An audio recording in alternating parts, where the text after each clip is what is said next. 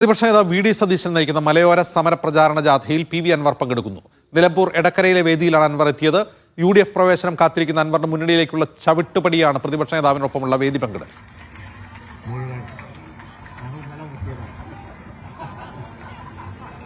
മുഹമ്മദ് ഷംസീർ വിവരങ്ങളുമായി ചേരുന്നു. ഷംസീർ, ഈ പരിപാടി തുടങ്ങിയോ? എടക്കരയിലെ മലയോര സമരയാത്ര തുടങ്ങിക്കഴിഞ്ഞു. ഈ വേദിയിലേക്കാണ് ആദ്യമായി UDFന്റെ വേദിയിലേക്ക് ആദ്യമായി പി വി അൻവർ വന്നത്. പ്രതിപക്ഷ നേതാവ് വി ഡി സതീശൻ ഹസ്തദാനം ചെയ്ത് കെട്ടിപ്പിടിച്ച് പി വി അൻവറിനെ വേദിയിലേക്ക് സ്വീകരിക്കുകയായിരുന്നു. UDF നേതാക്കളെല്ലാം തന്നെ അണിനിരുന്ന വേദിയിലേക്കാണ് പി വി അൻവർ അല്പസമയം മുൻപ് എത്തിയത്. PK Kunhalikutty, MM Hassan, CP John തുടങ്ങിയ നേതാക്കളെല്ലാം തന്നെ ഈ വേദിയിൽ പങ്കെടുക്കുന്നുണ്ട്. പി വി അൻവറിന്റെ UDF പ്രവേശന ചർച്ചകൾ സജീവമായിരിക്കെയാണ് UDFന്റെ പരിപാടിയിലേക്ക് ഔദ്യോഗികമായി ക്ഷണം ലഭിച്ച് പി വി അൻവർ വരുന്നത് എന്ന പ്രത്യേകത കൂടിയുണ്ട്.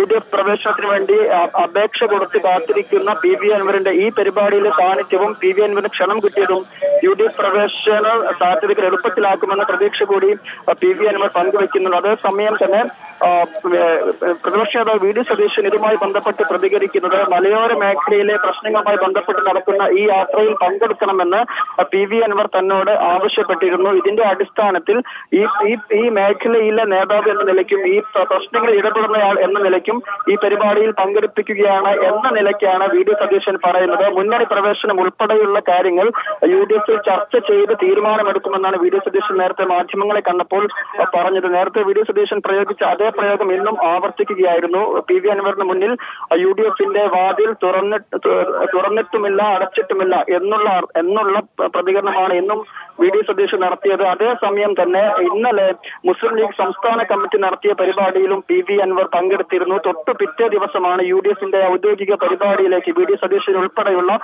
UDF കൺവീനർ MM ഹസൻ ഉൾപ്പെടെയുള്ള നേതാക്കൾ പങ്കെടുക്കുന്ന പരിപാടിയിലേക്ക് ക്ഷണം ലഭിച്ച് തന്നെ പി വി അൻവർ എത്തുന്നത്. സ്വാഭാവികമായും ഇത് UDF പ്രവേശനത്തിലേക്കുള്ള പി വി അൻവറിന്റെ അവസാന പടിയായി കൂടിയാണ് കാണേണ്ടത്. നേരത്തെ പി വി അൻവർ മാധ്യമങ്ങളോട് സംസാരിച്ചപ്പോഴും പറഞ്ഞത് പിണറായിസത്തെ താഴെയിറക്കുക എന്നതാണ് ലക്ഷ്യം. അതിനുവേണ്ടിയുള്ള എല്ലാ ശ്രമങ്ങളും ഉണ്ടാകും. UDF പ്രവേശനം അത് എളുപ്പത്തിലാകുമെന്ന പ്രതീക്ഷ കൂടി പി വി അൻവർ പങ്കുവെക്കുന്നുണ്ട്. നമുക്കറിയാവുന്ന പോലെ തന്നെ തൃണമൂൽ കോൺഗ്രസിന്റെ ഭാഗമായാണ് പി വി അൻവർ ഈ ഘട്ടത്തിൽ UDF മുന്നണിയുടെ ഭാഗമാകാൻ ആഗ്രഹിക്കുന്നത്. അങ്ങനെ തൃണമൂൽ കോൺഗ്രസിന്റെ ഭാഗമായി UDFിലേക്ക് വരുന്നതിന് ചില തടസ്സങ്ങൾ കോൺഗ്രസ് നേതാക്കൾ തന്നെ K മുരളീധരൻ ഉൾപ്പെടെയുള്ള നേതാക്കൾ നേരത്തെയൊക്കെ ഉന്നയിച്ചിരുന്നു. എന്നാൽ അതൊരു തടസ്സമായി മാറില്ല എന്ന ആത്മവിശ്വാസം കൂടി പി വി അൻവർ പങ്കുവെക്കുന്നുണ്ട്. ഏതായാലും അല്പസമയത്തിനകം തന്നെ ഈ പരിപാടിയിൽ പി വി അൻവർ സംസാരിക്കും എന്നാണ് മനസ്സിലാക്കേണ്ടത്. പ്രതിപക്ഷ നേതാവ് വി ഡി സതീശനും ഈ അല്പസമയത്തിനകം തന്നെ സംസാരിക്കും. ഈ പ്രസംഗങ്ങളിൽ ഏതെങ്കിലും തരത്തിൽ ഇതുമായി ബന്ധപ്പെട്ട പരാമർശങ്ങൾ, അതായത് പി വി അൻവർ വേദിയിൽ പങ്കെടുക്കുന്നതിന്റെ വേദി പങ്കിടലുമായി ബന്ധപ്പെട്ട എന്തെങ്കിലും പരാമർശങ്ങൾ ഉണ്ടാകുമോ എന്ന് കാത്തിരുന്ന് കാണാം. അജിൻ, അൻവറിന്റെ മുന്നണി പ്രവേശം കുറെ കൂടി എളുപ്പമാക്കിക്കൊണ്ട് എടക്കരയിൽ പ്രതിപക്ഷ നേതാവിന്റെ മലയോര സമര പ്രചാരണ ജാഥയുടെ എടക്കരയിലെ വേദിയിൽ അൻവർ പ്രതിപക്ഷ നേതാവിനോടൊപ്പം വേദി പങ്കെടുക്കുന്നു. അതേസമയം തന്നെയാണ് പരമരത്ത് തൃണമൂൽ കോൺഗ്രസിന്റെ പിന്തുണയോടുകൂടി LDFിൽ നിന്ന് UDF ഭരണം പിടിച്ചെടുക്കുക കൂടി ചെയ്യുന്നത്.